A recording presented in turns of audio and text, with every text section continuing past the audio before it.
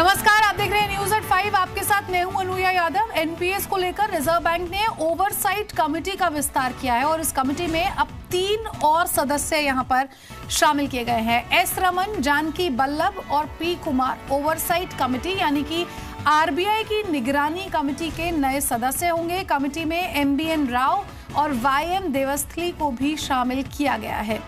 इस कमेटी के अध्यक्ष प्रदीप कुमार हैं। ये कमेटी 500 करोड़ रुपए से ज्यादा के एनपीए मामलों का अध्ययन करेगी।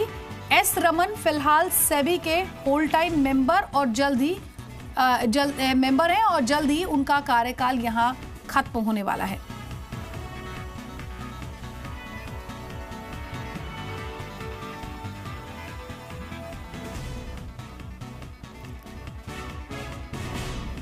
तो एमबीएन राव और वाईएम देवस्थली यहां पर सदस्य होंगे और 500 करोड़ से ज्यादा के जो भी एनपीए के मामले हैं ये कमेटी उनका अध्ययन करेगी। एनपीए को लेकर सरकार अब यहां पर बेहद सख्त है और आरबीआई ने भी यहां पर साफ कर दिया है कि ये जो कमेटी है, जो 12 कंपनियों के नाम यहां पर सामने आए थे एनपीए में, उसके बाद अब ये कमेटी यहां पर बनाई गई है और कमेटी के अध्यक्ष यहां पर प्रदीप कुमार होंगे।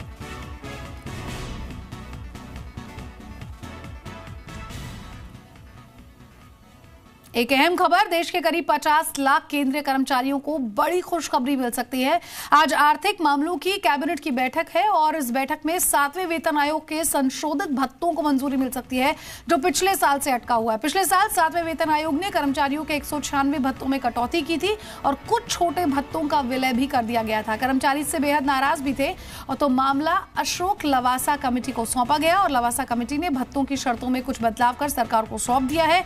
पिछली कई कैबिनेट मीटिंग्स में इस बात पर चर्चा होने की उम्मीद थी लेकिन हो नहीं पाई और इस बैठक में एचआरए को लेकर भी चर्चा हो सकती है। 7वें वेतन आयोग ने शहरों के हिसाब से एचआरए देने का प्रस्ताव दिया था जो कर्मचारियों को पसंद नहीं आया। तो 50 लाख सरकारी कर्मचारियों को आज 7वें वेतन आयोग के संशोधित भत्तों के रूप में खुशखबरी मिल सकती है। आगे बढ़ लेते हैं। तो आम लोगों के घर का सपना पूरा करने के लिए सरकार लगातार कोशिश कर रही है। हाउसिंग फॉर ऑल के टारगेट को पूरा करने के लिए शहरी विकास मंत्रालय एक मॉडल पॉलिसी पर काम कर रहा है जिसके तहत केंद्र और राज्य सरकारों की खाली पड़ी जमीन पर प्राइवेट बिल्डर सस्ते घर बनाकर देंगे। ऐसी जमीन जिसका भविष्य में कोई इस्तेमाल नहीं होना है उसे बेहद कम दामों पर प्राइवेट बिल्डर को दिया जाएगा और इस तरह सरकारी जमीन को अतिक्रमण से भी बचाने में मदद मिलेगी। सरकार लॉन्ग टर्म लीज पर प्राइवेट डेवलपर को जमीन मुहैया कराएगी। मेरे साथ मेरे सहयोगी प्रकाश प्रियदर्शी यहां पर ज्यादा अपडेट के जुड़ गए। प्रकाश, अगर यहां पर हाउसिंग फॉर ऑल प्रोजेक्ट के तहत सरकार जो बेकार पड़ी जमीन है उस पर अगर घर बनवाती है तो यहां हर आदमी को घर का सपना भी पूरा हो जाएगा और उसमें मदद मिलेगी।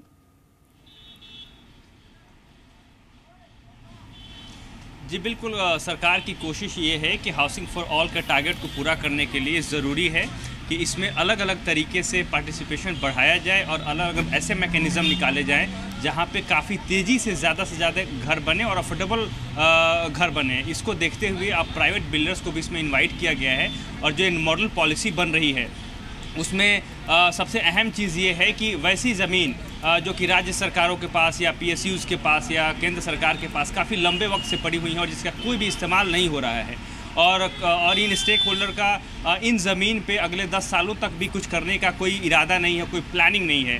तो ऐसी ज़मीन पे प्राइवेट बिल्डर्स को इन्वाइट करके अफोर्डेबल हाउसिंग का ये प्रोजेक्ट तैयार करने की कोशिश की जा रही है जिसमें जो डेवलपर्स हैं उनको ये ज़मीन बिल्कुल ही आसान शर्तों के साथ सस्ते दरों पे लीज़ के तौर पे मिलेंगे, लॉन्ग टर्म लीज़ के तौर पे मिलेंगे और यहाँ पे फाइनेंसिंग का और डिज़ाइनिंग का सारा काम, कंस्ट्रक्शन का सारा काम प्राइवेट बिल्डर करेंगे। लेकिन एक अहम चीज़ है वो ये है कि इन घरों का जो अलॉटमेंट है वो सरकार करेगी। सो ऐसे में कंज्यूमर को इस बात का ध्यान रखना चाहिए कि अगर कोई भी बिल्डर ये कहता है कि वो गवर्नमेंट का प्रोजेक्ट बना रहा है और वही इसका अलॉटमेंट करेगा तो उस झांसे में ना आए। बिल्डर गवर्नमेंट का प्रोजेक्ट इन लैंड पे ज़रूर बना सकता है लेकिन अलॉटमेंट जो है वो गवर्नमेंट करेगी या कोई भी जो पब्लिक अथॉरिटी है, जो कि गवर्नमेंट जिसके साथ टाई अप करेगी या जिसको अपॉइंट करेगी, वो इन घरों का अलॉटमेंट करेगी। उसमें कौन बायर होंगे, उनकी एलिजिबिलिटी क्राइटेरिया क्या है, ये सब कुछ प्रधानमंत्री आवास योजना के तहत, जो कि डिफाइंड रूल्स हैं, उसके तहत इसको शामिल किया जाएगा। इसलिए कंज्यूमर के लिए ये ध्यान रखना बेहद ज़रूरी है कि प्राइवेट बिल्डर्स गवर्नमेंट लैंड पे या फिर प्राइवेट लैंड पे प्राइवेट बिल्डर गवर्नमेंट के टाई अप के साथ घर जरूर बनाएंगे, लेकिन इसका अलॉटमेंट जो है वो सरकार करेगी। बहुत बहुत शुक्रिया प्रकाश प्रियदर्शी इस तमाम अपडेट के लिए। एयर इंडिया को लेकर फैसला कैबिनेट की बैठक में हो सकता है। जी बिजनेस ने सबसे पहले खबर दिखाई थी कि एयर इंडिया को बेचने की प्रक्रिया जल्दी शुरू हो सकती है और अगले हफ्ते कैबिनेट की बैठक में फैसला भी हो सकता है। समीर मेरे साथ जुड़ गए हैं। समीर, क्या कुछ और अपडेट आपके पास है? चलिए, समीर से हम यहाँ पर संपर्क साधने की कोशिश कर रहे हैं। और जी बिजनेस ने सबसे पहले आपको एक खबर दिखाई थी कि एयर इंडिया को बेचने की प्रक्रिया अब जल्द शुरू हो सकती है और अगले हफ्ते एयर इंडिया पर कैबिनेट कोई फैसला ले सकती है। एक अहम कैबिनेट की बैठक यहाँ पर अगले हफ्ते होने वाली है।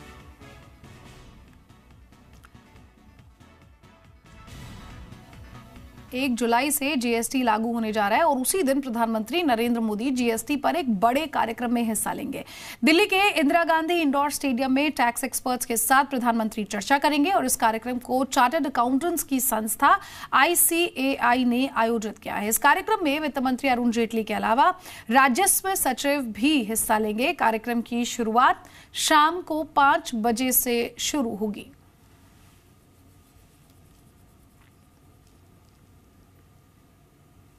बिजली मंत्री पीयूष गोयल ने कहा कि जीएसटी लागू होने से बिजली दरें महंगी नहीं होगी। उन्होंने कहा कि पावर सेक्टर 1 जुलाई से जीएसटी के लिए पूरी तरह तैयार है।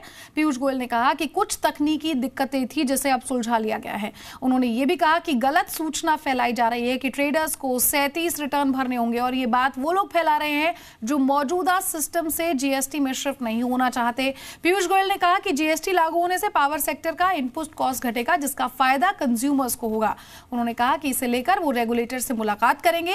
आपको बता दें कि कोयले को जीएसटी के 5% के स्लैब में रखा गया है, जबकि फिलहाल कोयले पर 12% टैक्स लगता है।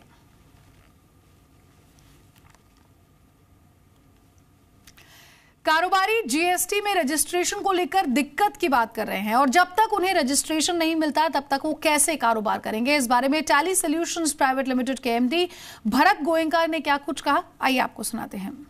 आज के दिन मौजूदा हालत में रजिस्ट्रेशन नंबर मिल जाना, ओरिजिनल रजिस्ट्रेशन नंबर मिल जाना बहुत अच्छी बात है। नहीं भी मिले तो लोगों को डरने की आवश्यकता नहीं है, वो अपना जीएसटी इनवॉइस उसके बावजूद बना सकते हैं। तो हमने अपना सॉफ्टवेयर भी उसी ढंग से तैयार किया है कि लोग जीएसटी इनवॉइस बना सके और जब तक रिटर्न फाइल करने की आवश्यकता पड़े तब तक उनका रजिस्ट्रेशन भी मिल जाए और उन लोग अपना पूरा उसको रेगुलराइज कर लें। Telecom minister Manoj Sinha telecom कंपनियों के सीईओ से मुलाकात कर रहे हैं। बैठक में टेलीकॉम कंपनियों के बढ़ते कर्ज पर चर्चा हो रही है। इस बैठक में सुनील भारती मित्तल, अनिल अंबानी, कुमार मंगलम बिड़ला, गोपाल विट्ठल और हिमांशु कपानिया शामिल है। बैठक में टेलीनॉर के अधिकारी भी शामिल थे। इस बैठक में जियो के चेयरमैन मुकेश अंबानी और वोडाफोन MD CEO सुनील सूद शामिल नहीं हुए। बैठक में टेलीकॉम सेक्टर की वित्तीय हालत पर चर्चा हुई। साथ ही साथ कंपनियों ने लाइसेंस फीस और स्पेक्ट्रम यूसेज चार्जेस का मुद्दा भी उठाया।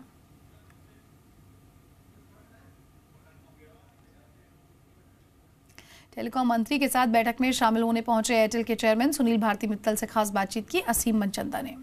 I'm sure we will make the presentation up there. So we have all these things will be clarified. So whether the spectrum usage charges or license fees, anything you would like to cut? The main agenda. Let's say generally we are going to talk about the health of the industry, or more importantly, keeping a reasonably good health of the industry. That's what we'll talk about. और अब बात बाजार की कर लेते हैं। तो बाजार में ऊपरी स्तरों पर मुनाफा वसूली देखने को मिली। भारतीय बाजारों की आज अच्छी शुरुआत हुई और इंट्राडे में सेंसेक्स और बैंक निफ्टी ने रिकॉर्ड स्तर छुआ। निफ्टी फ्यूचर भी 9700 के स्तर के पार निकल गया था, लेकिन आखिरी घंटे में बिकवाली से बाजार दिन के निचले स्तरों के करीब बंद हुआ। मिड कैप और स्मॉल कैप शेयरों में भी बिकवाली रही। कारोबार खत्म होने पर सेंसेक्स और निफ्टी फ्लैट बंद हुए। तेल, gas, metal, capital goods, realty और PSU कंपनियों के शेयरों में सबसे ज्यादा गिरावट देखने को मिली। वहीं डेयरी, JP ग्रुप और फाइनेंस कंपनियों के शेयरों में खरीदारी रही। इसके अलावा कर्ज वाली कंपनियों के शेयरों में जोरदार तेजी देखने को मिली। पुणे म्यूनिसिपल बॉन्ड की आज बीएसई पर लिस्टिंग हुई। बॉन्ड के जरिए कॉर्पोरेशन ने 200 करोड़ रुपए जुटाए। पुणे म्यूनिसिपल कॉर्पोरेशन यानी पीएमसी पिछले 14 साल में म्यूनिसिपल बॉन्ड से पूंजी जुटाने वाली पहली म्यूनिसिपल कॉर्पोरेशन है। बॉन्ड के जरिए जुटाई रकम का इस्तेमाल स्मार्ट सिटी प्रोजेक्ट में किया जाएगा। इन बॉन्ड में घरेलू इंश्योरेंस कंपनियां, पेंशन फंड्स और बड़े सरकारी बैंकों ने निवेश किया है। शहरी विकास मंत्री वेंकैया नायडू ने कहा कि पुणे म्यूनिसिपल कॉर्पोरेशन ने बॉन्ड लाकर इतिहास बनाया है। आईटी इंडस्ट्री बॉडी नैस्कॉम ने मौजूदा वित्त वर्ष के लिए ग्रोथ गाइडेंस जारी कर दिया है। नैस्कॉम के मुताबिक 2017-2018 में आईटी सेक्टर 7 से 8% की दर से ग्रोथ करेगी, जो पिछले साल के गाइडेंस से कम है। नैस्कॉम ने इस साल आईटी सेक्टर में 1.5 लाख नौकरियों का अनुमान जताया है।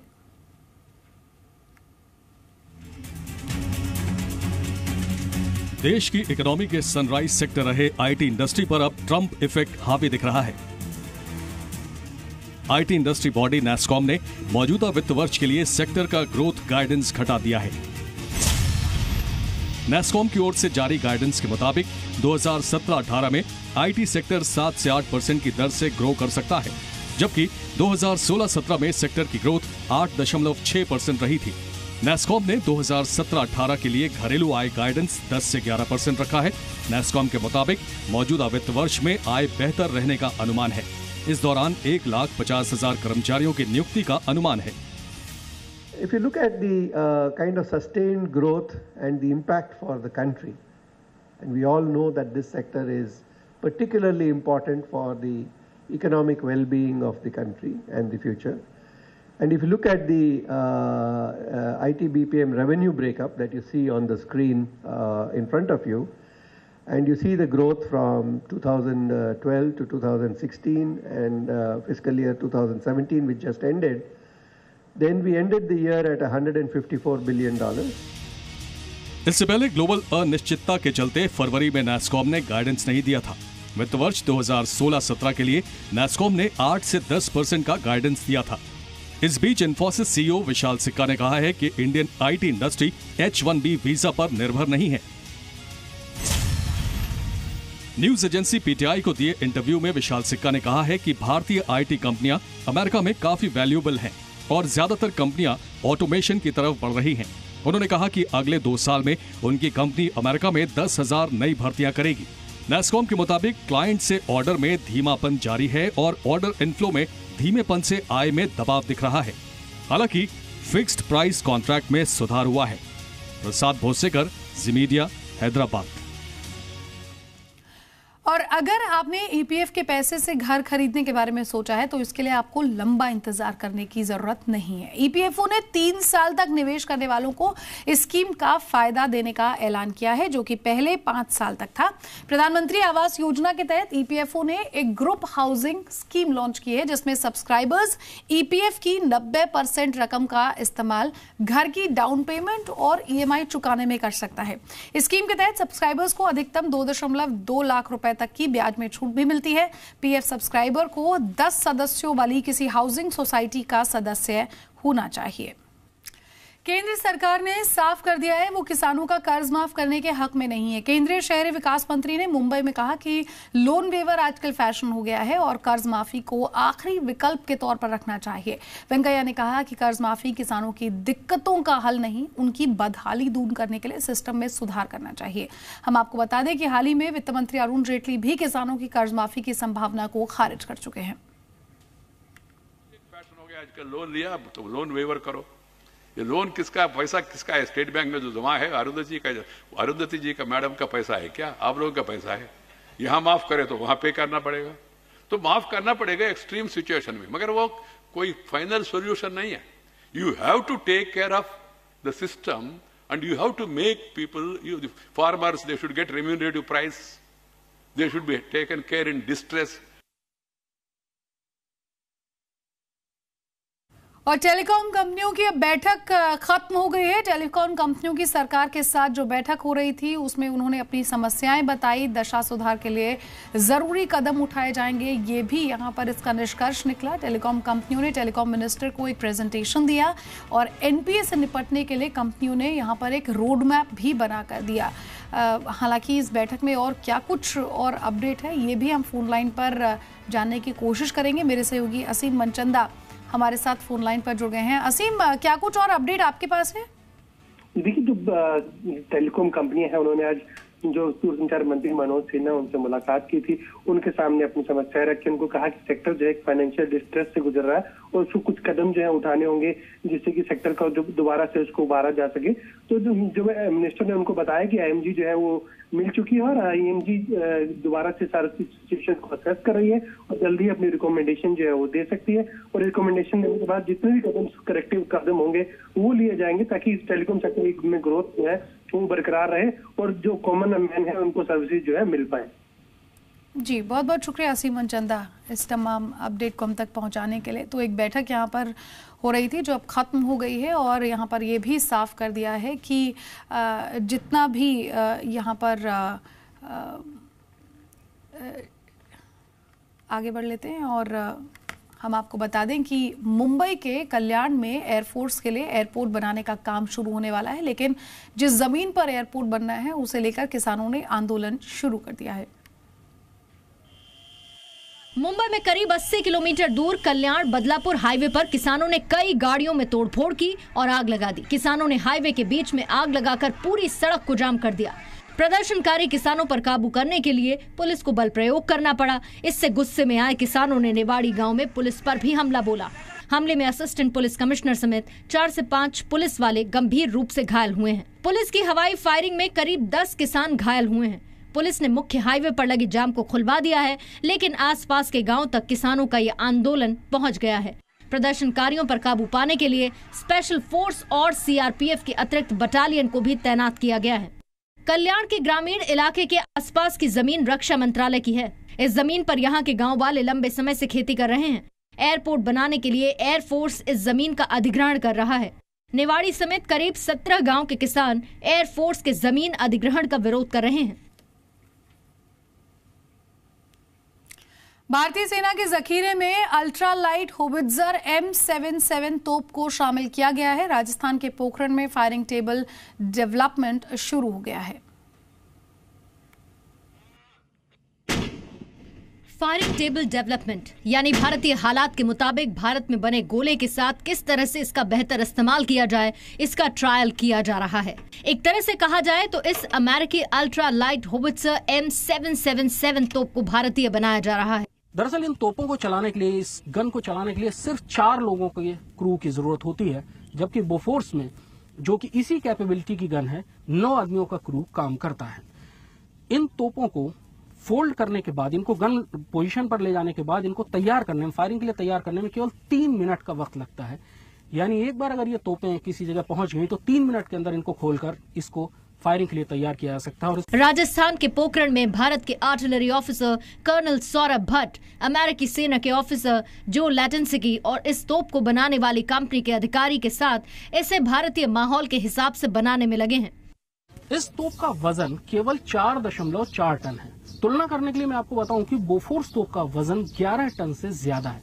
यानी ये बोफोर्स तोपों से आधी से भी कम भारी है।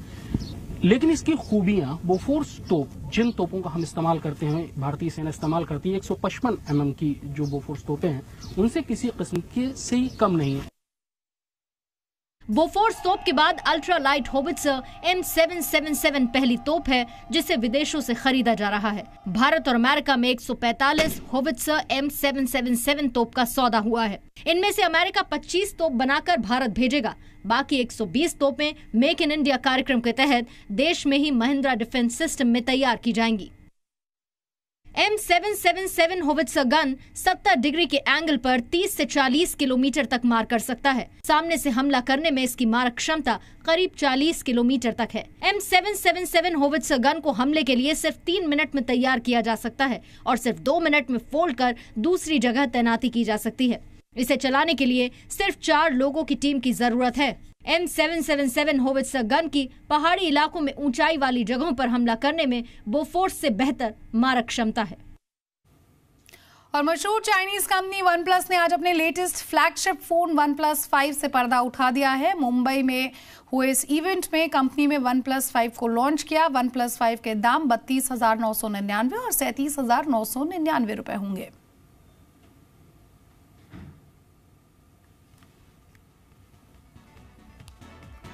और इस बुलेटिन में मेरे साथ बस इतना ही। दीजिए इजाजत, नमस्कार।